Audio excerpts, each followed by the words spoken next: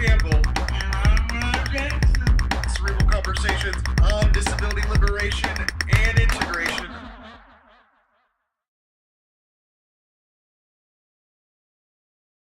Hello, everybody, and welcome to Cerebral Conversations, Episode 6. This is Cerebral Conversations, conversations on disability liberation and integration. I'm CJ Campbell. And I'm Ron Jackson. Ron, let's get cerebral. Let's do it. So, you had a big week this week? Yes. I'm a year older, rather. Yes, 31. Yes. As my friend Spencer gave you a button for your birthday, it said another year sexier. So, Always. here's to another year of being your sexy self. Thank you, my friend. So, anything else going this week? I went shopping at Walmart. You dropped some bones at Walmart? Yes, I did. You're looking fancy today. I have a bunch of new clothes, and I bought them at Walmart, and CJ has been teasing me because he has issues with Walmart. However, I happen to love the store, and it was just good to buy my own clothes and reconnect with my own personal sense of fashion again after so long. Yeah, I tease you about Walmart. But, however, I'm going to let you know I shop at Walmart for groceries and random other stuff that I need. So I'm not giving you too hard trouble. I just don't like their business practices. So basically, you're a poser. No, I'm just kidding. We could have a discussion about market shares and business practices and corporate globalization if you really want to have that. But I think we should probably stick to disability liberation and integration. I think so too. Now, you were telling me a bit of a story about your new eye doctor. Yes. My new eye doctor, I go yesterday for my yearly checkup. And one of the first things that this man says to me is, "Are you sure that you actually have cerebral palsy?" Now, I've dealt with this diagnosis since I was 2 years old. So I'm pretty sure I know what I have.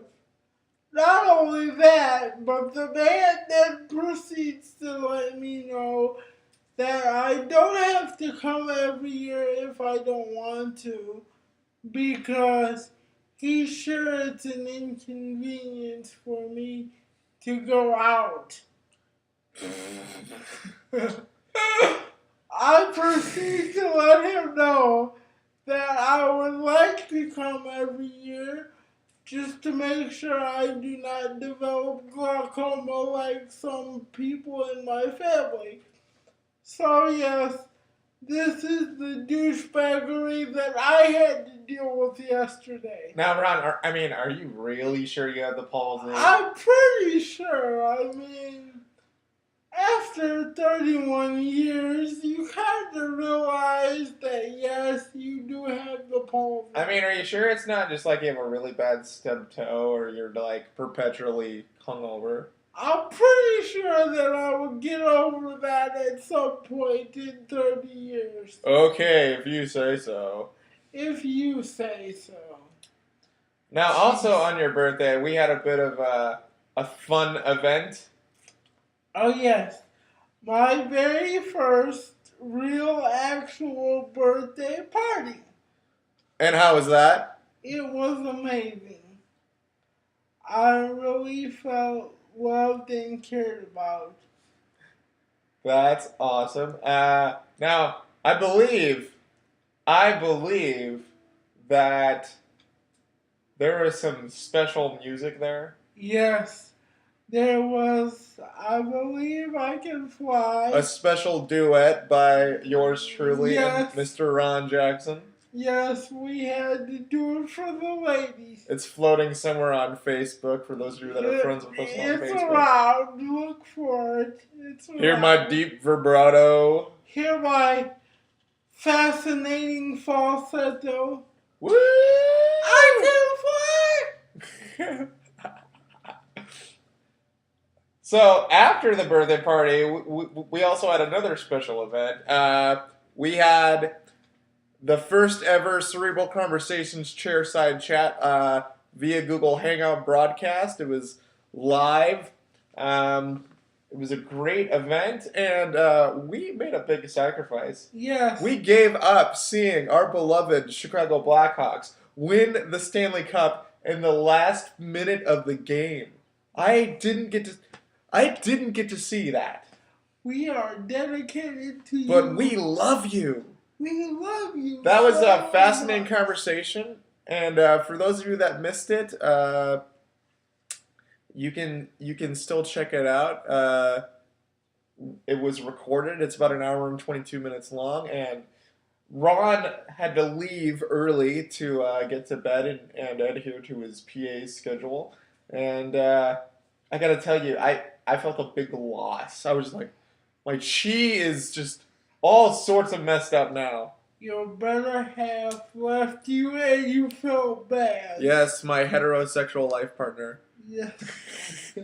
Also, yesterday I started filling out forms for Medicaid, which I'm just not looking forward to whatsoever. It's just such a mess, and I worry all the time about if I'm going to get proper care. But it's funny because this more stirs up that need and desire for advocacy, and I shared with this on the Cheerside chat, or I should say I shared this on the Cheerside chat. Is I'm a very passionate activist, but I'm not particularly passionate about. Well, I shouldn't say I'm not particularly passionate about disability rights. I'm just not intrinsically. I'm not naturally passionate about it. I'm much more passionate about other things.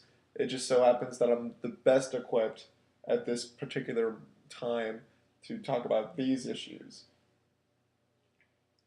Yes, I can definitely tell you that CJ has many more interests aside from disability issues. However, I believe doing this project and other things has made him more aware of how necessary fighting for these rights is. That's right. We're going to get liberated and we're going to get integrated by any means necessary.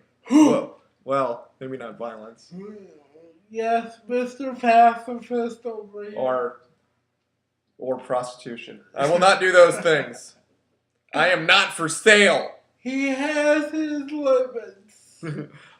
So, Ron, what are we going to talk about this week? We are going to go back a little bit and we're going to go back to go forward because we're going to talk more about disability in the media. Amazing. So, for those of you that don't know, we actually talked about this in episode 3. It was a special hour-long episode. Hopefully, this won't go as long. Hopefully. And you know what I just realized? We never discussed what we're going to talk about next week. So, you will just have to... It'll be a special surprise next week. It will. We're going to talk about that after the show. It's been a crazy week. It's been a really crazy week.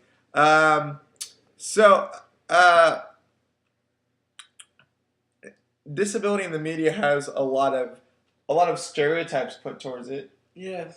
Which is rather interesting. Some of the things that are on the Disability in the Media Wikipedia page, which I thought were great, were little people are surreal or they're mystical in some form. So our brothers and sisters who are vertically challenged, they're often seen as like mystical elves and like have powers, or they're always in fantasies or in Narnia. And we even see this in one of our other passions of pro wrestling with the character Hornswoggle. Yes, we do love the professional wrestling. Yes. Hopefully we're going to see them when they come into town next month. August 6th, baby. Ow! Something else that this always bothers me is like the single episode disability. Yeah. Where either there's like a disabled friend that just magically like appears and disappears for one episode. I know that in episode 3 you talked about one of your first experiences with disability in the media was the Saved by the Bell episode where Zach Morris dates a girl in a wheelchair. And then she just never talked about it again. Never. She got lost. But then also you have where main characters will have a disability for like one episode. I remember Full House, Michelle fell off a horse and had amnesia for one episode. Or in the article it talks about an episode of MASH, which is one of my all-time favorite shows, where Hawkeye becomes blind for one episode. And it just kind of makes it seem like that disability isn't for real people, or it isn't an everyday struggle, or it always happens by accident. Yeah, I would definitely agree with that assessment of how the media portrays disability. It's not seen as something that's authentic and ongoing, I feel like. Absolutely. Another thing is like the disability superpower.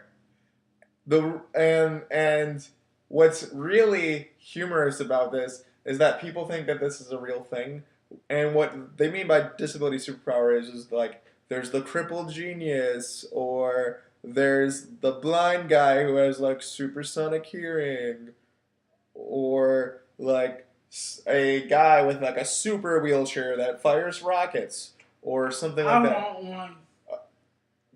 By the way, you know how tired I am of people coming up to me and be like, you should put a motor on that thing.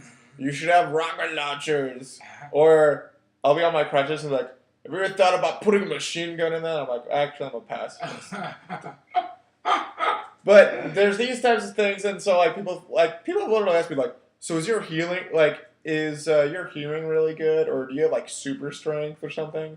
I'm like, no, can I just eat my taco without you talking to me about this? Yes, please. I'd like to be as normal as possible without you drawing attention to the fact that you think I'm a freak. Thank you. Yeah, and these types of thoughts just lend themselves to more stereotypes and more sorts of ableism, where I don't find pride in having a disability. I'm like, woo! Raise the palsy flag. Right. This rules. Because there's not really a heritage behind being crippled. It's an unfortunate occurrence, but my life is not unfortunate. I am not something to be pitied. You should probably pity me for other things that don't involve my disability, like my obsession with Star Trek, probably. I definitely do on a daily basis. But actually, I have no shame in Star Trek. Live long and prosper. But I can't do this thing, so I'll just do it like that. Or Vader, whichever way you want to look at that. I don't even think people know what you're talking about. They will. Other persistent stereotypes that are listed in the Wikipedia article include, just as we talked about, the object of pity, like you have in Tiny Tim. God bless us, everyone! You also have sinister or evil associated with deformity. That's something that you see a lot. You'll see it with like a guy with a hook, and all of a sudden he's like an evil genius, or a guy gets acid thrown in his face, such as Harvey Dent, and all of a sudden he's evil, and and I don't so much mind that one as long as like with like young children, their parents are responsible to be like, okay, just because that one guy in a wheelchair is evil in that cartoon, it doesn't mean that every person in a wheelchair is evil. Yes. And then the victim of violence, which um, that's not one you see a whole lot anymore. I think because of the political correctness thing. I think it's weird. People are getting more comfortable with the idea of disability, but not more comfortable with the idea of people with disabilities, if that makes sense. And that's a very interesting point because a lot of people are comfortable with the idea that disability exists, but they're not comfortable with realizing that they know someone with a disability who has to live this way. Yeah, absolutely. And I don't really know exactly what it is about that, but people are comfortable with the idea that like sometimes people have accidents. Um, And I think that's why those who deal with paralysis are probably the most socially accepted of those with disabilities. Um, is because I think that's a little bit more graspable, whereas you and I were born with what we have, and an able bodied person really can't jump into that mindset of like, I've never been able to walk, or I had to teach myself how to dress myself way later than you. Uh, and just dealing with the stigmas of it. Whereas I think that even in a certain extent, um, people can grasp the idea of disability by accident. Uh, if they see somebody who's paralyzed, they can usually be like, "Oh man, well that's like when I broke my leg that one summer, and that was a terrible time." Whereas if you're born with a disability, or it's by genetic disorder, or by birth occurrence, or a neurological disorder, it's a little bit harder for an able-bodied person to grasp, in my experience. But the thing is that I don't. I feel like crippled brothers and sisters are way too hard on able-bodied brothers and sisters that are just trying their best to understand something that they'll probably never understand. I definitely agree that most of the crippled brothers and sisters that I encounter are way too jaded about interacting with people who are able bodied and curious. Yeah, like for instance, I don't get bothered when people stare at me because okay, if somebody has a tumor on their face, I'm not used to that and I will stare at it. And it's not because, I think that that person's weird. I'm trying to figure out what's going on. Usually in my head I'm like what would that be like and what's life like for them? Because the fact of the matter is that the average able-bodied person usually doesn't interact with somebody with a disability. They don't often see it, so they're trying to figure it out. And I'm okay with that. I understand. Like, it looks weird. It looks weird when I walk. It does. It looks really weird. I'm perfectly okay with stares. I'm okay with questions.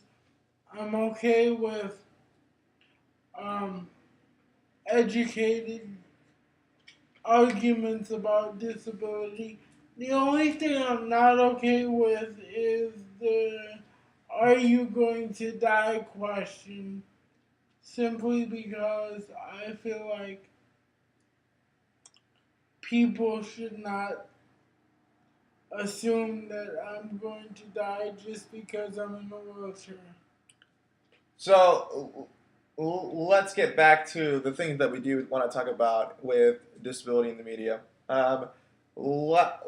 Last time we talked about this, we really focused on a lot of negatives. I feel like this week we're actually focusing on more positive portrayals. The first being One of my very favorite TV shows of all time, House. The best show ever. I relate to that character so much, probably because, for one, I'm crippled too. Two, I'm incredibly sarcastic, a bit jaded. I'm a very complicated man, and also, I I used to have a bit of a pill addiction. So this is one of my favorite characters because it shows the imperfection of this character, and it shows uh, the the struggles of somebody coming to terms with disability limitations, which I think is one of the most prevalent problems I see within crippled brothers or sisters is just coming to terms with the fact that you are not like everybody else and you have limitations. And for some people, it's limitations that you haven't experienced before. But I even, I was just talking to somebody the other day who was born with cerebral palsy, and they just still to this day struggle with the fact that like they're not an able-bodied person. Yes, I have a friend that's like that also. He struggles with the idea that he can't walk or he can't do things that a normal person would. And I try to tell him that we are 30 years old and both of us need to accept the situation for what it is because it's not going to get any better by having a negative attitude.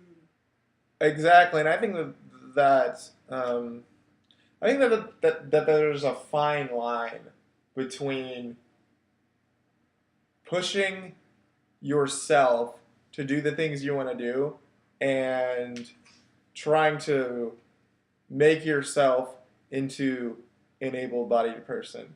And and I think one of the trends in media that you'll always see that kind of perpetuates these things is inspiration porn. That's a term that I like to use where people try to turn people with disabilities into an inspiration. And so you'll see like a girl with no arms that'll swim really fast. And like that's great and she should be commended for it. But let's give her accreditation for being a good swimmer. Let's not give her accreditation because she's a swimmer who has a disability. Right? And CJ and I, in preparation for the show, we looked at a YouTube video of a wrestling match with this kid who had cerebral palsy against this able bodied kid. And the able bodied kid basically laid down so the kid with cerebral palsy could win. And I don't like seeing things like that because to me it's not realistic and it doesn't help people with disabilities fight for equality. It perpetuates the idea that we need an extra break in life when we don't really deserve that much more than the average person. Absolutely. For those of you that want to see this video, we actually posted it on our Facebook, which is facebook.com/cerebral conversations. And it wasn't just the kid laid down. Okay, I need to kind of explain the video a little bit. Like, this wasn't a person with like mild to moderate cerebral palsy. This was somebody with severe cerebral palsy that was laid down on the ground in a wrestling singlet and could barely move their arm. And and I completely commend this kid, the able-bodied opponent, for doing something with good intentions, and you could tell that the kid just had a good heart. And I don't want to knock anybody for that, but he got down and he pulled our crippled brother on top of him, did a little bit of dramatics, and had the kid and you know let himself be pinned by pulling the crippled brother on top of him.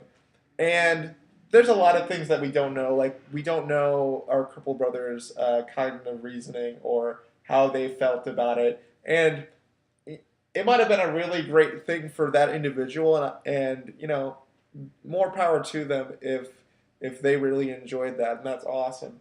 But overall, for the crippled community, that kind of hurts us because the thing is that I think that we should all be held to reasonable same standards. So if you want to be an athlete with able-bodied athletes, sure, go for it if you're able to. But if you get destroyed because you're against able-bodied people and they just have more ability than you do, then that's part of competing with able-bodied people. Um, and it just that kind of stuff is so hard. But I think that's why I enjoy stuff like seeing disability portrayed as imperfect with Dr. House and his humanity and how much he struggles. And it's not like the whole show is about his disability. Like, most of the show is just about him solving these awesome medical cases. Uh, but that was one of my favorite experiences, and to this day, I just find so much strength in that character and being able to, like, oh yeah, like that person's just like me, and it actually has helped me throughout the years of coming to terms with my own disability and realizing that sometimes I'm a total d-bag, especially like to people who try to love me. I'm just like, get away from me. For me, watching this show, I always thought that even though the show wasn't centered around the disability, I thought that they did a good job of making sure the audience knew that the character of House was always thinking about his disability, whether it was because of the actual pain or because of the pill addiction that he dealt with. Mm-hmm. And that's something that people in the crippled community often face is if we try to forget about it, it's always there. So we have to deal with it no matter what. Absolutely. Now, moving on, this is one of my absolute um, favorite films, but it's not my absolute favorite. We're going to save the absolute favorite for the last. There's this amazing 2007 film called The Music Within, which is based on a true story of Richard. I don't know how to pronounce his last name. I think it's Palomenti. I would say Parliamentary, yeah. Yeah, and he was one of kind of the founding fathers of the modern American disability rights movement, and he developed hearing loss in the Vietnam War, and then struggled through going throughout college, and befriended a author who has cerebral palsy, and it was a really great movie. I know that you had technical difficulties. You were trying to watch it earlier this morning, and that didn't happen.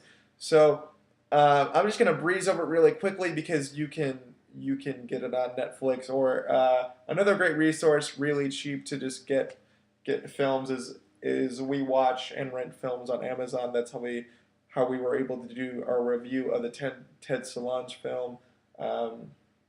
Amazon Instant Video. Yeah, it was storytelling. That's how we watch a lot of the films that people ask us to review and things like that. Um, you know, I love the film, and I don't know how much of it was like based on the actual true story, but it really is a good historical resource for just how things began and where things go, and it kind of points to where I think things should go. because a lot of the disability rights movement was came from Vietnam veterans who experienced disability, and now that these things are moving ahead and forward, the demographic and the landscape is changing where it's not just about veterans, and I'm not saying that veterans needs aren't as important. They're just as important as ever, but there needs to be more of a broad focus. So if you guys want to check out that film, it's really great. It's a good film. There's some awesome laughing points and some really honest emotion. But I'm really excited to talk about, I think, my favorite film of disability yet, unless I'm unless I get to have my dreams of creating a film come true. It's an independent European film called Rory O'Shea Was Here, Yes. and it is about a institutionalized man with pretty severe cerebral palsy. One of the best acting jobs I've ever seen. I couldn't even tell if it was an able-bodied person acting or not. And then his friend, who was played by an able-bodied actor, it was like the same actor who plays Mr. Tumnus in the Chronicles of Narnia. He played a young man with muscular dystrophy who was also being institutionalized, and they kind of helped each other break out of the institution and get independent living. How, how did how did you feel about your initial thoughts of the film? I thought this film was great because um, it depicted the struggle for independence that most people with physical disabilities go through when they're trying to break away from their parents or the institution that they might be forced to live in. It did a great job of like showing people how similar we are to the able bodied community in the things that we want to do and the struggles we have with just trying to be normal. Yeah, one of the things that was just awesome for me, and I don't even experience this on a personal level, was just watching the drama and the confusion and the kind of ambiguity of the relationships between disabled people and their caregivers. Uh, there was some really touching moments when one of the characters falls for their caregiver and she doesn't reciprocate. And I thought that was great. And one of the lines that has just resonated with me, I first saw this film about maybe 3 years ago, 3 or 4 years ago. And it was, she said, stop feeling sorry for yourself. You do not have a right to be loved just because you're disabled. And I was like, yes, exactly, because I know that I've struggled with that in my younger life. When I was a teenager, I was obsessed with having a girlfriend. Yeah. A lot of people in the disabled community, for some reason or another, feel as though if they have a girlfriend, they're normal, and having a girlfriend will fix all their problems. Yeah, and to a certain extent, it's true because often when I meet able-bodied brothers and sisters who are trying to encourage me, they'll say, "I know this guy in a wheelchair, and he has a girlfriend, and he's married, and he has kids, and lots of sex." And I'm like, oh, so that's how I get to be on your level. I can't just be a kind-hearted, nice individual. I can't be a funny person. I can't just be a hardworking 26-year-old single man, but I have to be married to an able-bodied woman and have tons of sex and procreate for me to be respected as an equal. Oh, okay. picking up on what CJ just said, my personal favorite part of the movie was the scene between the two main characters where the character with muscular dystrophy is like trying to help the cerebral palsy character cope with the idea that he's not attractive.